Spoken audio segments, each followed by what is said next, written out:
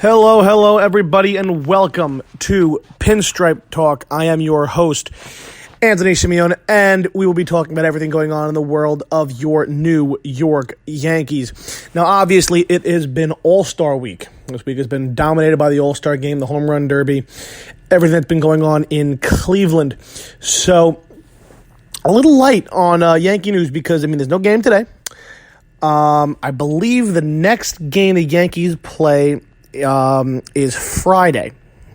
So we got a few games off here. We got a few days off here. This is actually a very interesting time of year because of the four major the four major U.S. sports, that's football, baseball, basketball, and hockey. This is the only time out of the entire year where there is not a single event of any of those going on. Nothing. There's not a football game, not a hockey game, not a basketball game, not a baseball game. We are sportless. We are sportless for these next few days. It's an odd feeling. We had the All-Star Game in the Home Run Derby. New York rookie first baseman for the Mets, Pete Alonso, with a phenomenal home run derby, taking down the youngster Vladimir Guerrero. Alonso may have won the Derby as far as hitting the most home runs and beating Guerrero. That may be true. But, who won the night? Vladimir Guerrero Jr. won the night. The kid's 20 years old, with all the power in the world, making left field look short in Cleveland with that enormous wall. He really put on the show of shows, bringing us all the way back to 11 years ago with Josh Hamilton at Yankee Stadium, hitting home runs almost at will. And he actually broke. Vladimir Guerrero Jr. actually broke Josh Hamilton's single-round record for home runs. Hamilton had a record of 28 home runs in a round, and Guerrero comes up at 29. 20 years old. Kid's 20 years old. So the sensation of the Blue Jays is living up to his hype, and he's only going to get better from here. He's 20 years old. He's only going to get better. But from the Home Run Derby to the Yankees, since last show, Yankees played a 4-game series against the Rays. And those are important games, obviously. Very important games. They're the second place team, so these are games you kind of got to go into with a different kind of mentality. It's the win the series, sweep the series, at the worst split the series. You can't lose this series. You got to go into these series and say we are going in to beat them and beat them good. And we split the series, which is we're 29-9 against the American League East to this point in the season. Yankee fans are clamoring after the last two games of the series, which they lost the last two games of the series, saying, the Yankees, you can't lose these games to the Rays. 29-9. Now, I'm not good at math, but that's pretty damn good baseball. To have almost 30 wins and only nearly 10 losses. I'll round those off. 30-10. That's simple math for you. You have 3 wins to every 1 loss. That's really impressive. Against, not even against everyone else, against your division. The teams you're supposed to play hardest. And people are still complaining. But anyway, I digress. The Yankees went into the first game of the series and had a bit of a shaky outing. It was back and forth first game on the Independence Day, 4th of July. Rays scored first. They got a 1-0 lead in the first inning, but Mike Tauchman ended up tying the game. Then Hicks doubled in a run, and Encarnacion in a home run. It was a very well-pitched game on both ends. Rays ended up tying the game in the 9th, a blown save by Chapman, but who got the big hit in the 10th inning? But DJ LeMahieu. He got a big RBI single with the bases loaded, and scored 2 runs, made it 5-3 at that point. And then Gary really topped it off with a 3-run home run of his own to left field, giving the Yankees an 8-3 lead.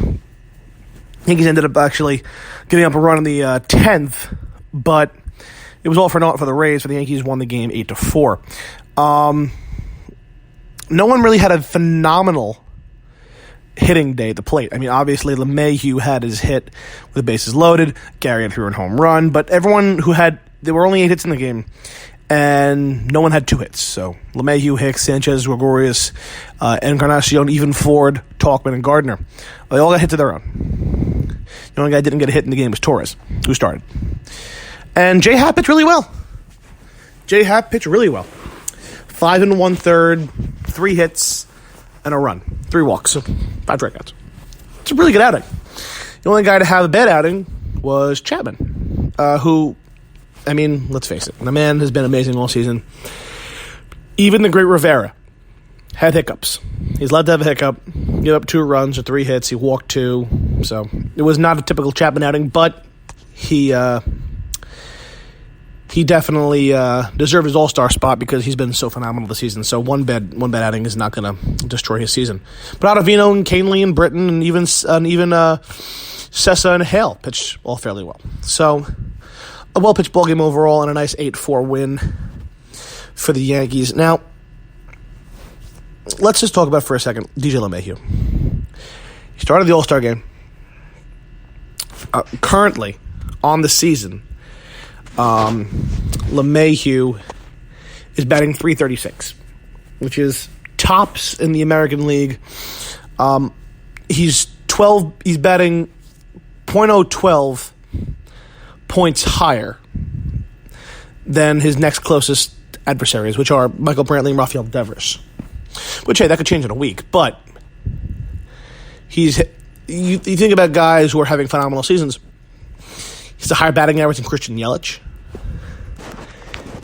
He has more RBI than Javier Baez and Manny Machado.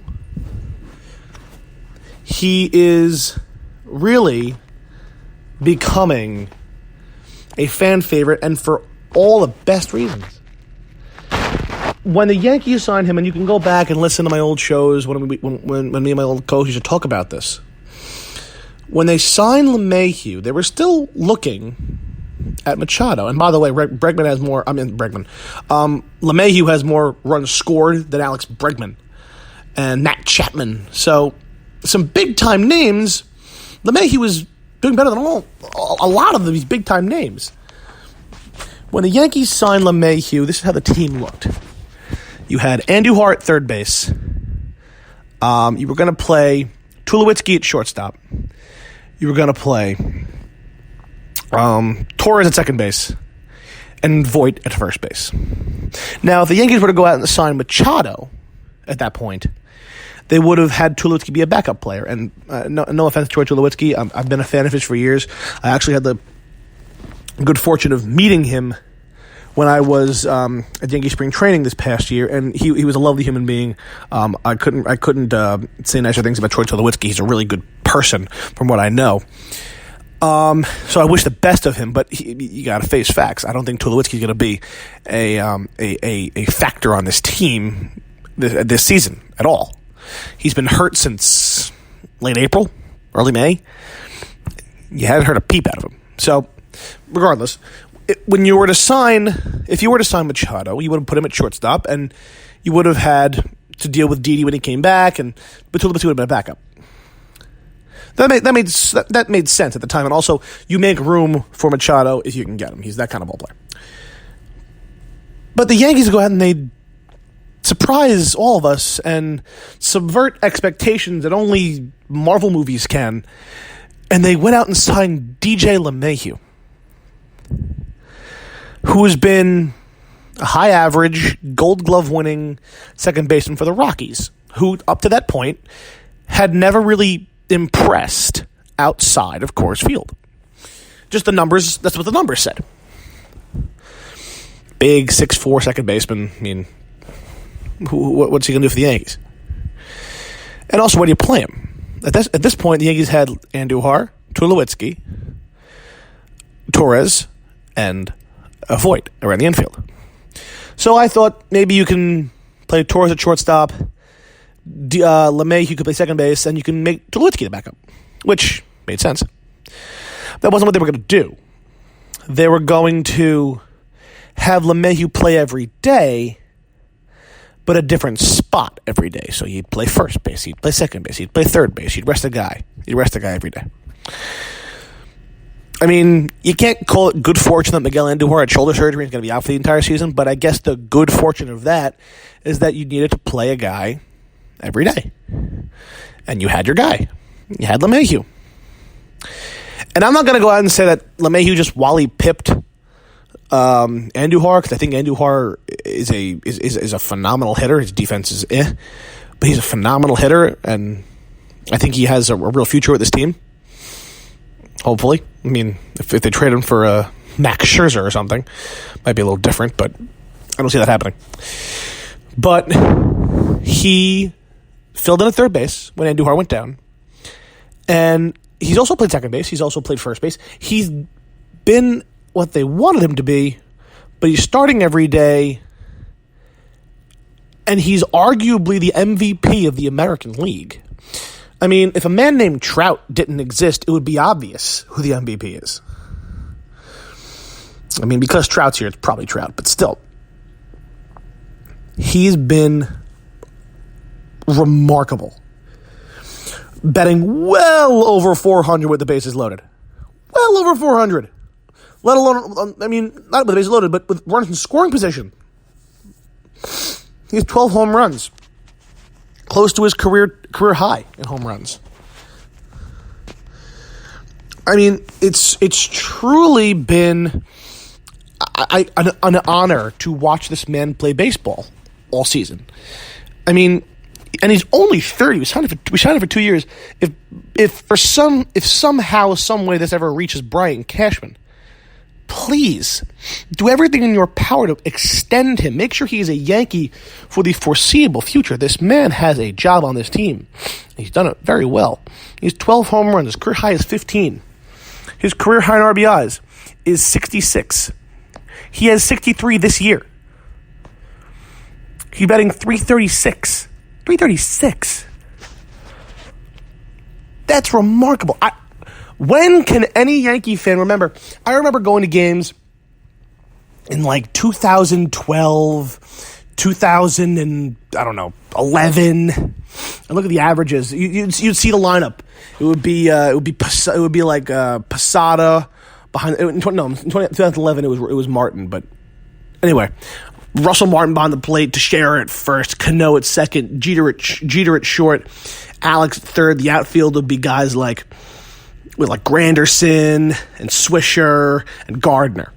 That's your team. And your DHs could be anybody. It could be Andrew Jones or Jorge Posada. Batting average will be the same. 250 for Teixeira. 250 for Martin or lower. Jeter would bat about, he's older at this point, Jeter would bat about 280 to 290 maybe. Alex would be batting 270, 280. I mean, they're good batting averages, but I mean, the only guy to ever really consistently bat 300 was Cano. You never saw that 3 there. You never saw that big 3 next to the point, next to the little decimal sign. It was always 0.2, 0.2, 0.2. And Yankees have kind of done that well into this new baby bomber dynasty. But Brian Cashman, and so this is why he is a GM of the Yankees and I'm not. Brian Cashman knew the Yankees needed the antithesis Yankee. The guy who is not a Yankee. And they went out and signed the guy who's not a Yankee. He puts the ball in play. He hardly ever strikes out. For the season so far, in 81 games, he has 53 strikeouts. Now, not to poo-poo this other player, and I'm not going to poo-poo our captain. Aaron Judge is the captain of the Yankees. But in 33 games, Judge has 43 strikeouts. That's 33 games, 43 strikeouts.